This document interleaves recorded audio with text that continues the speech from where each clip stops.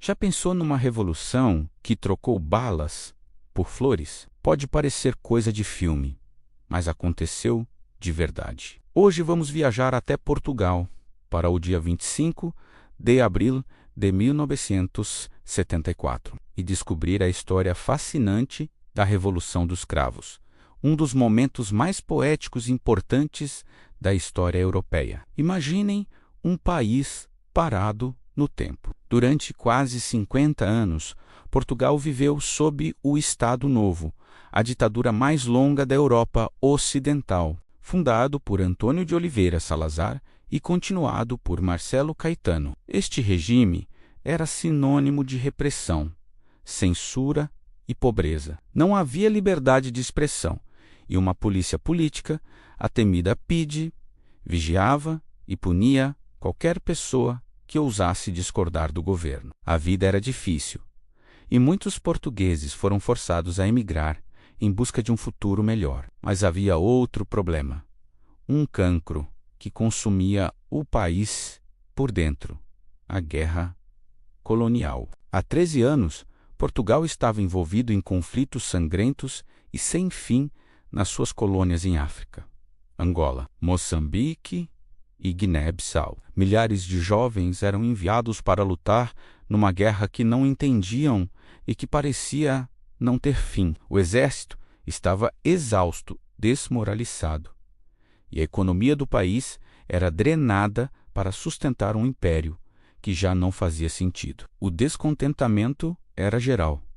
O povo queria liberdade. Os soldados queriam paz. E foi justamente de dentro das Forças Armadas que a mudança começou a germinar. Um grupo de oficiais de patente intermédia, principalmente capitães, fartos da guerra e da ditadura, formou um movimento clandestino, o Movimento das Forças Armadas, ou MFA. O objetivo deles era, claro, derrubar o regime e devolver a liberdade ao povo português. Eles chamavam o Plano de Operação Fim de Regime. Mas como coordenar um golpe de Estado em segredo, debaixo do nariz da polícia política? A solução foi genial e incrivelmente moderna para a época: usar a rádio. O MFA combinou 2 senhas musicais que seriam transmitidas em emissoras de rádio para sinalizar o início da operação. Na noite de 24 de abril de 1974, às 10h55, os emissores associados de Lisboa tocaram a música e depois do adeus de Paulo de Carvalho. Esta foi a primeira senha. Significava: preparem-se, a operação vai começar por todo o país. Os militares do MF ouviram o sinal e puseram-se em alerta. A confirmação final veio pouco depois da meia-noite, já no dia 25 de abril, às 0h20.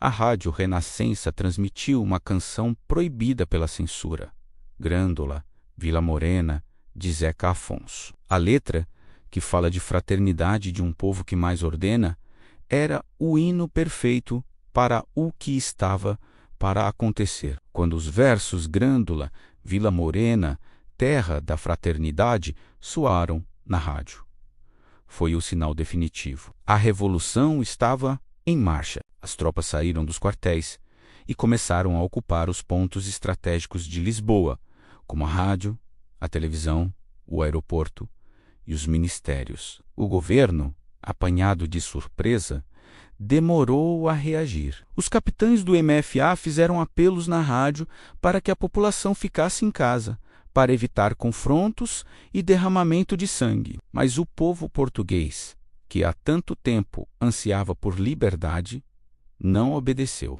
Assim que perceberam o que estava a acontecer, milhares de pessoas saíram às ruas de Lisboa para apoiar os soldados. A atmosfera não era de medo, mas de euforia e celebração. E é aqui que a história ganha o seu nome poético. Uma mulher chamada Celeste Caeiro trabalhava num restaurante que, naquele dia, comemoraria o seu primeiro aniversário. O patrão tinha comprado montes de cravos vermelhos para oferecer aos clientes. Com a revolução a acontecer, o restaurante não abriu e o patrão disse a Celeste e aos outros funcionários para levarem as flores para casa. No caminho, no meio da multidão e dos tanques, Celeste viu um soldado com a sua espingarda. Aproximou-se e perguntou-lhe o que se passava. Ele explicou que estavam a fazer uma revolução. Ela queria oferecer-lhe algo,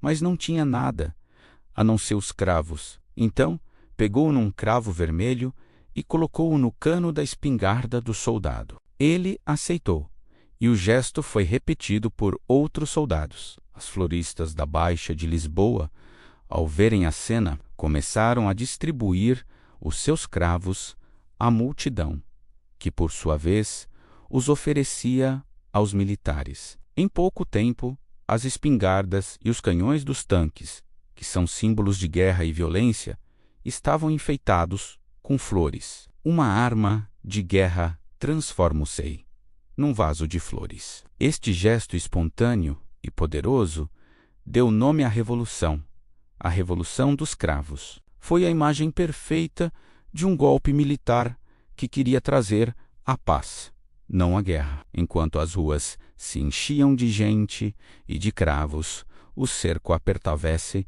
em torno do último bastião do regime. O presidente do Conselho, Marcelo Caetano, refugiou-se no quartel do Carmo, em Lisboa. Protegido pela Guarda Nacional Republicana, o local foi cercado pelas tropas do MFA, lideradas pelo capitão Salgueiro Maia, uma das figuras mais heróicas do dia. A tensão era alta, mas Salgueiro Maia, com uma coragem e calma impressionantes, negociou a rendição. Ele garantiu que o poder seria entregue a um general para evitar o caos e que a transição seria pacífica. Ao final da tarde, Marcelo Caetano rendeu-se. A ditadura de 48 anos caiu em menos de 24 horas e de forma quase totalmente pacífica. Infelizmente, houve 4 mortes, provocadas por agentes da PIDE, que dispararam sobre a multidão que se manifestava em frente à sua sede num último ato de desespero. Mas,